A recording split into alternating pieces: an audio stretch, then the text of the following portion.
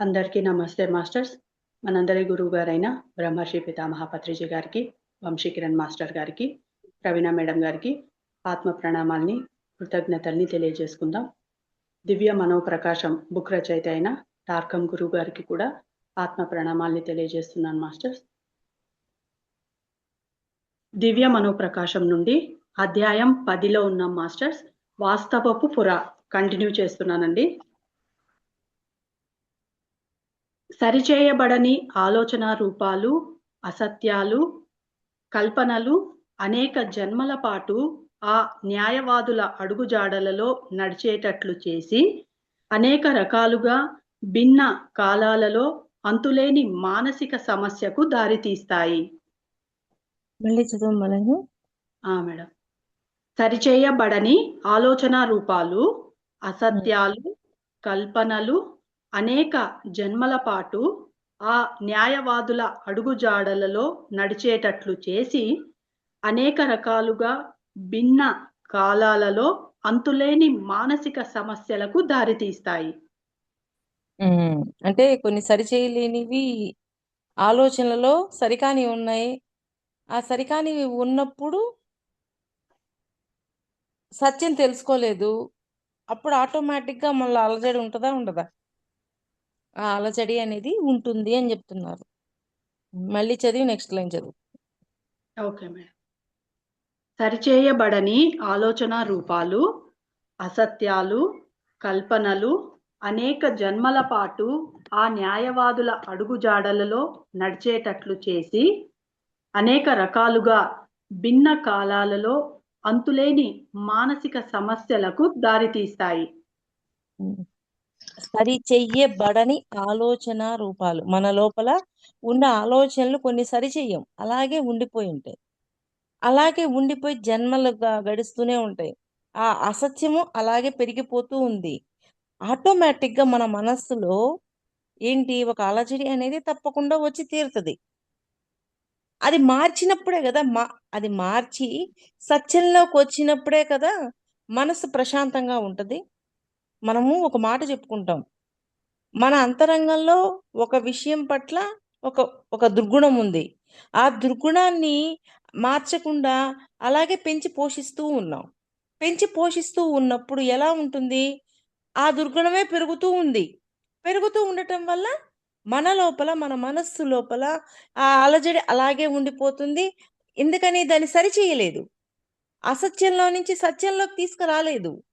అందువల్ల దాని ప్రభావం మనసులో ఎప్పుడూ ఉంటుంది. ఎప్పుడైతే దాన్ని మారుస్తామో, అప్పుడు సత్యంలోకి తీసుకొస్తామో, అప్పుడు మనం మనసు కుదుట పడుతుంది. అంటే అప్పటిదాకా మన లోపల అసత్యానికి, బయట చెప్తున్న సత్యానికి మధ్యలో సంఘర్షణ ఉంటూనే ఉంటుంది. అనేక రకాలుగా భిన్న కాలాలలో అంతులేని మానసిక సమస్యలకు దారితీస్తాయి అంటున్నారు. ఇంకా ఆటోమేటిక్ మానసిక సమస్యలు వస్తాయి కదా. మనస్సు బాగలేకపోతే ఏమవుతుంది, శరీరంలో బీపీ పెరుగుద్ది, షుగర్ పెరుగుద్ది. మరి అణువణువు, శరీరంలోని అణువణువు కంపిస్తూ ఉంటది. అణువణువు ఇంకా అసలు ఎన్ని రకాలుగా ఉండాలో అన్ని రకాలుగా ఉంటుంది. అందుకే మనుష్యులు అసత్యమాడటం, కల్పించి చెప్పడం, వంచన చేయటం, దురనువాదాలు, దురన్వయాలు చేయకుండా వాస్తవాలు, సత్యాలపై నిలబడటం ముఖ్యం. దురనువాదాలు, దురన్వయాలు, వంచన, అసత్యమాడటం, ఇవన్నీ చెయ్యొద్దు అంటున్నాడు ఆయన.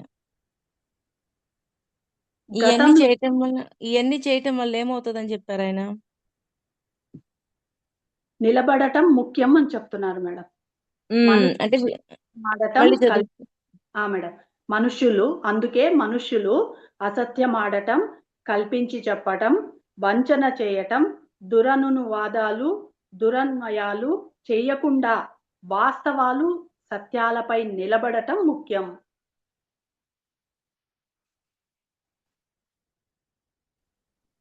వాస్తవము ఇంటి మీద నిలబడ్డప్పుడు మనసు ప్రశాంతంగా ఉంటుంది. లేదు, వీటన్నింటికి తగ్గట్లుగా ఉన్నప్పుడు ఆ మనసులో ఎప్పుడు అలజడే ఉంటుంది. వాస్తవము సత్యము. నా వాస్తవానికి నేనే సృష్టికర్తని. అంటే ఆ వాస్తవము ఎందుకు సృష్టించామో, ఏం నేర్చుకోవాలని సృష్టించామో దాన్ని గమనించినప్పుడు, ఆ వాస్తవం అసత్యమైనప్పుడు దాన్ని సత్యం వైపు తిప్పగలుగుతాం. అందుకని వాస్తవాన్ని కూడా గ్రహించగలగాలి. అది. గతంలో మన వక్రీకరణలు ఇప్పటికీ మన శక్తిని పీల్చుకుంటూ ఉంటాయి. అంతే కదా! వక్రీకరణలు శక్తిని పీల్చుకుంటూ ఉంటాయి కదా! అసత్యంలో ఉన్నప్పుడు, ప్రతిదాన్ని అపార్థం చేసుకుంటున్నప్పుడు శక్తి కోల్పోతున్నామా లేదా? ఎనర్జీ గెయిన్ ఆర్ లాస్ అనేది మన చేతుల్లోనే ఉంది అంటారు. ఎప్పుడైతే సత్యం అర్థమవుతుందో, ఆ సత్యాన్ని పట్టుకుంటామో, అప్పుడు ఎనర్జీ లాస్ అవ్వకుండా ఉంటాం. అలాగా లాస్ అవ్వాలా వద్దా అనేది కూడా మన చేతుల్లోనే ఉంది. మనుషులు అబద్ధాలు, మోసాలతో పరస్పరం వంచుకుంటూ ఉంటారు లేదా ఇతరులను నిందిస్తూ ఉంటారు. అంతకంటే ఆ విషయాలు అందరి మనస్సులోకి చేరే ముందు వారు ఆ విషయాలు నిర్ధారించుకోవడం ఉత్తమం. ఒక్కరోజు చదువు. మళ్ళీ మనుష్యులు అబద్ధాలు, మోసాలతో పరస్పరం వంచుకుంటూ ఉంటారు. అంటే ఒకరికొకరు వంచన చేసుకుంటున్నారు. ఏంటి? అబద్ధాలు, మోసాలతోటి. లేదా ఇతరులను నిందిస్తూ ఉంటారు. లేదా ఇతరులను నిందిస్తూ ఉంటారు. అబద్ధాలు, మోసాలతోటి వంచుకుంటుంటారు. సరే, ఇది కాదని ఎదుటవాడే కారణం నా జీవితం ఇట్ట జరగడానికని ఎదుట వాళ్ళ మీద నిందలేయడం మొదలెడతారు. ఇవన్నీ చేయటం వల్ల ఏమవుతుంది? శక్తి కోల్పోతామా లేదా? అంతకంటే ఆ విషయాలు అందరి మనస్సులోకి చేరే ముందు వారు ఆ విషయాలు నిర్ధారించుకోవడం ఉత్తమం. అంటే ఇవన్నీ చేసే ముందే ఏంటి, ఎదుట వాళ్ళ మీద నిందలేసే ముందే నిజమా, అవసరమా, ఉపయోగమా అని ఆలోచించినప్పుడు మన వాక్కుని నిందలేసే విధంగా ప్రవర్తన చేయకుండా ఉంటాం. అలాగా ముందే దాన్ని చెక్ చేసుకోండి అని చెప్తున్నారు ఆయన. వాస్తవపు పొర దగ్గర ఇప్పుడు అనేసాక వెనక్కి తీసుకోలేము. అనక ముందే ఇది ఎంతవరకు నిజం, ఇది వాళ్ళని అనడం అవసరమా, ఓకే, నిజము, అవసరము, ఓకే, దీన్ని వాళ్ళని అనడం వల్ల ఏమైనా ఉపయోగం ఉందా అని గమనించుకోవాలి. వాస్తవపు పొర దగ్గర ఏర్పడిన వక్రీకరణను తప్పు ఒప్పుకోవడం సరిచేస్తుంది. అతి భయంకరమైన సంగతి ఏమిటంటే, వాస్తవానికి కల్పనకు మధ్య సృష్టించబడిన ఒత్తిడి ఆ కల్పన చేసిన, మార్పు చేసిన లేదా వక్రీకరించిన వారితో నిరంతరం ముడిపడే ఉంటుంది. మళ్ళీ చదువుతాను మేడం. అతి భయంకరమైన సంగతి ఏమిటంటే, వాస్తవానికి కల్పనకు మధ్య సృష్టించబడిన ఒత్తిడి ఆ కల్పన చేసిన, మార్పు చేసిన లేదా వక్రీకరించిన వారితో నిరంతరం ముడిపడే ఉంటుంది. వాస్తవానికి కల్పనకు మధ్య సృష్టించబడిన ఒత్తిడి అంటే వాస్తవంగా ఒకటి అనుకున్నాం, ఇంకొకటి జరిగింది అన్నప్పుడు అది కూడా మన వాస్తవమే. కానీ మనం కల్పించిన వాస్తవం జరగలేదేంది అనుకుంటాం. కానీ ఏదైతే జరిగిందో అది కూడా మనం చేసిందే అని మనం తెలుసుకోగలగాలి. ఎప్పుడైతే తెలుసుకోగలుగుతామో వాస్తవానికి కల్పనకి మధ్య డిస్టర్బెన్స్ ఉండదు. పాయింట్ మళ్ళీ చదువు. పాయింట్ బాగా అర్థం చేసుకోండి మాస్టర్స్. అతి భయంకరమైన సంగతి ఏమిటంటే, వాస్తవానికి కల్పనకు మధ్య సృష్టించబడిన ఒత్తిడి ఆ కల్పన చేసిన, మార్పు చేసిన లేదా వక్రీకరించిన వారితో నిరంతరం ముడిపడే ఉంటుంది. అంటే ఒత్తిడి ఎందుకు వచ్చింది?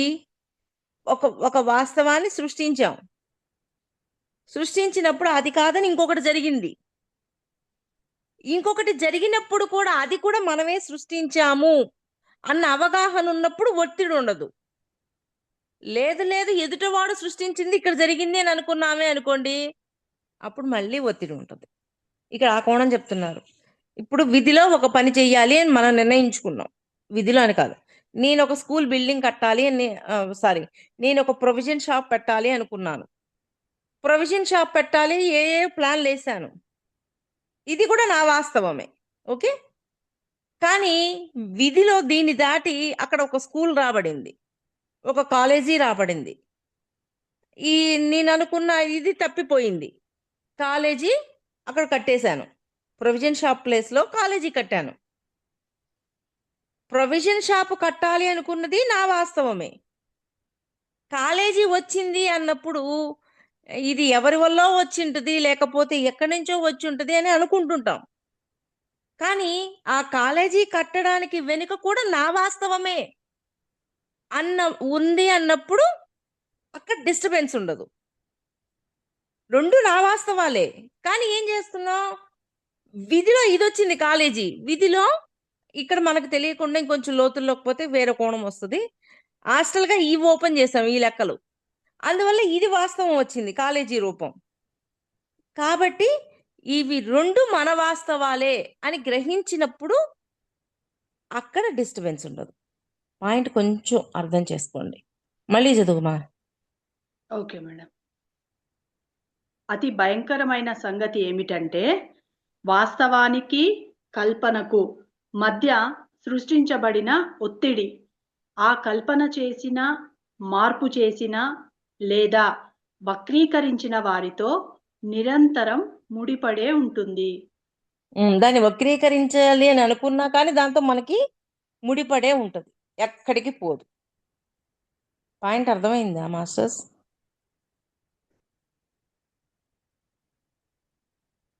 ఒక నిమిషం.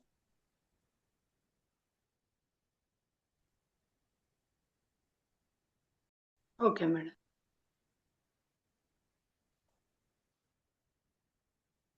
అన్నింటిలోకి అత్యంత ప్రమాదకరమైనది బోధనలను వక్రీకరించడం అనే అతిక్రమణ. గీత మేడం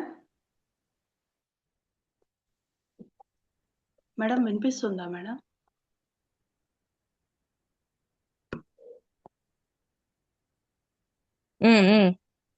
ఒక్క నిమిషం ఉండరా నా దగ్గర. చెప్పురా. Okay madam. చెప్పమ్మా. అన్నింటిలోకి అత్యంత ప్రమాదకరమైనది బోధనలను వక్రీకరించడం అనే అతిక్రమణ.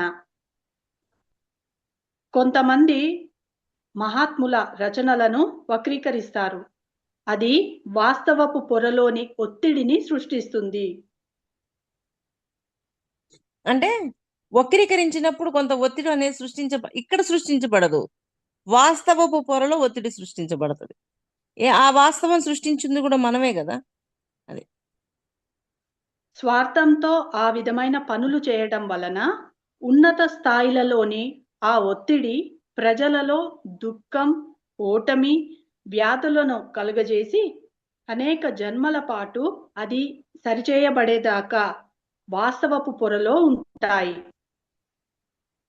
అది అంటే వక్రీకరించాము, ఒక బుక్ చదివాం, ఆ బుక్ లో కొన్ని పాయింట్లు వక్రీకరించాం, కానీ ఆ బుక్ కు సంబంధించిన వాస్తవపు పొరలో కొంత నాలెడ్జ్ ఉంది, అది అలాగే ఉండిపోయింది.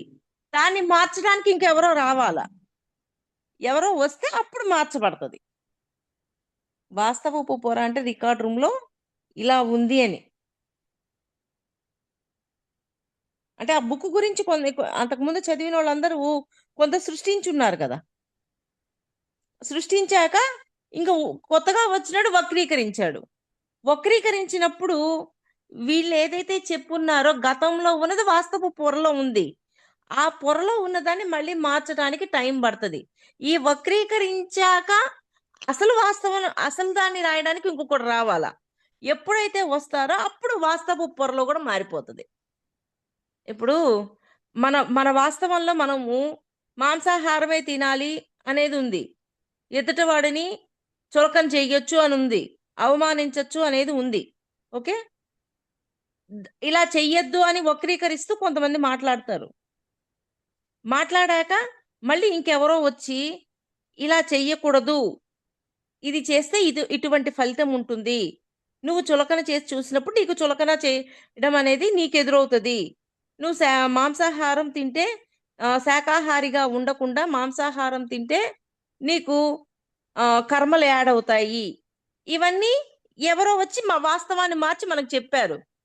చెప్పినప్పుడు అంతకుముందు మాంసాహారం తినాలి అన్న వాస్తవాన్ని మార్చేసి శాకాహారం తినాలి అనే వాస్తవాన్ని పెట్టామా లేదా? అవమానించాలి, చులకన చెయ్యాలి, వీటన్నింటిని కూడా దాటేస్తామా లేదా? అది వాస్తవపు పొర కర్మ సిద్ధాంతాన్ని అనుసరించి పనిచేస్తుంది. మనకు తెలిసిన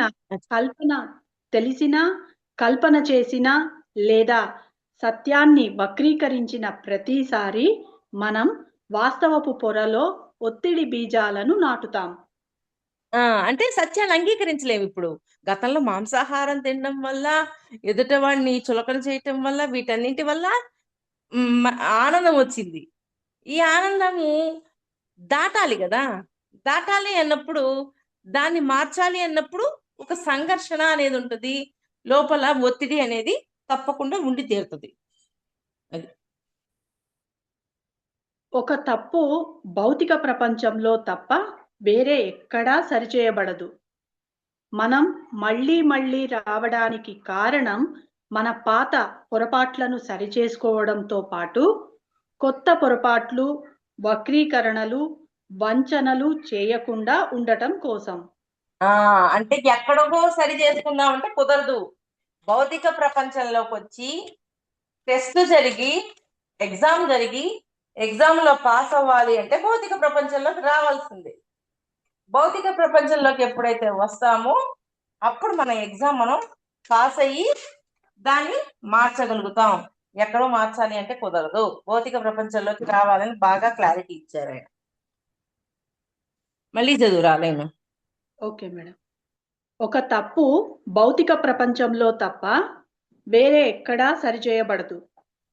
మనం మళ్ళీ మళ్ళీ రావడానికి కారణం మన పాత పొరపాట్లను సరిచేసుకోవడంతో పాటు కొత్త పొరపాట్లు, వక్రీకరణలు, వంచనలు చేయకుండా ఉండటం కోసం. ఇవన్నీ చేయడం కోసం, పాత పొరపాట్లను సరి చేసుకోవడం కోసం, వక్రీకరణలు, వంచనలు చేయకుండా ఉండటం కోసం. అంతకుముందు దొంగతనం చేశాం, దొంగతనం యొక్క ఫలితాన్ని అనుభవించాం.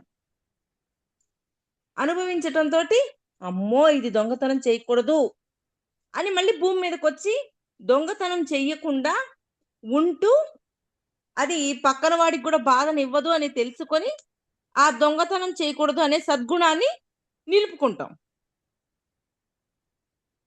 అది సప్త కిరణాలలో ప్రతిదీ జ్ఞాన వివేకాల మూలమే. కానీ ఎప్పుడైనా అది దురనువాదం చేయబడితే వాస్తవపు పొరకు ప్రపంచానికి మధ్య అనేక ఒత్తిళ్లు ఏర్పడతాయి. మళ్ళీ చదువు. ఓకే. సప్త కిరణాలలో ప్రతిదీ జ్ఞాన వివేకాల మూలమే. కానీ ఎప్పుడైనా అది దురనువాదం చేయబడితే వాస్తవపు పొరకు ప్రపంచానికి మధ్య అనేక ఒత్తిళ్లు ఏర్పడతాయి. అంటే ఆ సప్త కిరణాలు కూడా దురనువాదం చేయబడితే ఇక్కడంతా డిస్టర్బెన్స్ వస్తుంది అంటున్నాడు ఆయన. వాస్తవపు పొరలో మళ్ళీ భూమి మీద అంటే అది మెయిన్ ఇంపార్టెంట్. దాంట్లో కూడా దురనువాదం ఏమైనా జరుగుద్దో ఏమో, మరి అక్కడ కూడా జరగకుండా ఉండాలి అని చెప్తున్నారు ఆయన. ప్రపంచంలో ఇబ్బందులు, ఉత్పాతాలు ఈ ఒత్తిళ్ల వల్లే ఏర్పడతాయి. సత్యం, వాస్తవం ఏదో రకంగా వక్రీకరించబడి మార్పు చెందించబడి మారిపోయి దురన్వయం చేయబడి దుర్నిర్దేశకత్వం చేయబడటం వలన యుద్ధాలు, కరువులు, భూకంపాలు వంటి ప్రకృతి ఉత్పాతాలు సంభవిస్తాయి. మళ్ళీ చదువుమా. ఓకే. సత్యం, వాస్తవం ఏదో రకంగా వక్రీకరించబడి, మార్పు చెందించబడి, మారిపోయి, దురన్వయం చేయబడి, దుర్నిర్దేశకత్వం చేయబడటం వలన యుద్ధాలు, కరువులు, భూకంపాలు వంటి ప్రకృతి ఉత్పాతాలు సంభవిస్తాయి. అంటే సత్యాన్ని కూడా దురుద్దేశంతో మార్చి అసత్యంగా చేశామనుకోండి, ఇవన్నీ వచ్చి తీరుతాయి అంటారు. సోడోమ్, గోమోరాలకు దేవదూతలు వచ్చి 10 మంది ధార్మికులను వెదకగా దొరకకపోవడం యాదృచ్ఛికం కాదు. ప్రజలు వక్రీకరణలు చేయడమే కాక ప్రకృతి నియమాలను కూడా ఉల్లంఘిస్తారు. మానవ శరీరాన్ని, గ్రహాలను, వివిధ సామ్రాజ్యాలను, ఖనిజ, వృక్ష, జంతు వాటి లక్ష్యాల కోసం కాక మన వక్రీకరించబడిన ఆసక్తులు, ఆనందాల కోసం ఉపయోగిస్తారు. ఓకే, మళ్ళీ చదువుతాను. ప్రజలు వక్రీకరణలు చేయడమే కాక ప్రకృతి నియమాలను కూడా ఉల్లంఘిస్తారు. అంటే ప్రకృతి నియమాలను కూడా ఉల్లంఘించినప్పుడు అసత్యం వక్రీకరించబడుతుందా లేదా? సత్యం వక్రీకరించబడుతుందా లేదా? విశ్వ నియమాలను పాటించినప్పుడు మానవ శరీరాన్ని, గ్రహాలను, వివిధ సామ్రాజ్యాలను అంటే ఖనిజ, వృక్ష, జంతు వాటి లక్ష్యాల కోసం కాక మన వక్రీకరించబడిన ఆసక్తులు, ఆనందాల కోసం ఉపయోగిస్తారు. అంతే కదా, మన ఆనందం కోసమే కదా అన్ని ఉపయోగించేది. ఖనిజాలు, వృక్షం వీటి కోసం ఉపయోగిస్తున్నామా లేదా? మరి నా ఇల్లు అలా కట్టాలి, ఆ వుడ్తో కట్టాలి, ఈ వుడ్తో కట్టాలి, చెట్లు నరికేస్తున్నామా లేదా? మన ఆనందం కోసం కదా చేస్తుంది. ఖనిజ సంపదను కూడా అలాగే చేస్తున్నామా లేదా? అలాగా. వాటి లక్ష్యాల కోసం కాక మన వక్రీకరించబడిన ఆసక్తులు, ఆనందాల కోసం ఉపయోగిస్తారు. అవి ఎందుకు వచ్చినాయో భూమి మీదకి, అవి ఏం నేర్చుకోవాలో, వాటి లక్ష్యం ఏందో వాటిని కూడా వదిలేసి మన ఆనందం కోసం వాటిని ఉపయోగించుకుంటున్నాం. అంటే వృక్షరాజ్యం ఉంది, వృక్షరాజ్యంలో వృక్షాలు కూడా ఏదో లెర్నింగ్ కోసమే వస్తాయి కదా. ఏదైనా ఒక లెర్నింగే కదా భూమి మీద. ఖనిజాలు, వృక్షరాజ్యం, జంతురాజ్యం, మానవ రాజ్యం ఏదైనా సరే భూమి మీద లెర్నింగ్ కోసమే కదా వచ్చాయి. మరి చెట్టు నీడనిస్తుంది, ఎంత నరికినా సరే మళ్ళీ కొమ్మలు వచ్చి మళ్ళీ నీడనిస్తుంది. అది నేర్చుకోవడమే కదా. అది ఏం నేర్చుకోవాలి? ఎంత నరికినా సరే నేను వీళ్ళకి నీడనివ్వాలి అని నిస్వార్థమైన ఆ లోపల ఉంటది కదా. దాని ద్వారా కూడా అవి నేర్చుకోవాల్సిన లక్ష్యాలను కూడా కోల్పోయేటట్టు చేస్తున్నాం. ఎలాగా? మన ఆనందాల కోసం. అది మనం మన శరీరాలను, ఇంద్రియాలను, అవయవాలను దుర్వినియోగం చేస్తాము. మన లోపలి వాస్తవ పొరలు ప్రకృతి మనల్ని తిరస్కరించేటంతగా వాటిని నిందిస్తాము. ప్రకృతి తిరస్కరించే విధంగా వాటిని నిందిస్తుంటాం. ఇక్కడే ఇప్పుడు జంతువులు ఉన్నాయి, అవి ఎంతో మంచిగా పాలిస్తుంటాయి, అన్ని చేస్తుంటాయి. కానీ ఒక్కొక్కసారి వాటి మీద కోపాన్ని చూపించమా? అవి ప్రకృతిలో భాగాలే కదా. వాటి లక్ష్యాన్ని మనం చేరుకోనిగలుగుతున్నామా? మరి చేరుకోనియట్లేదుగా. అలాగా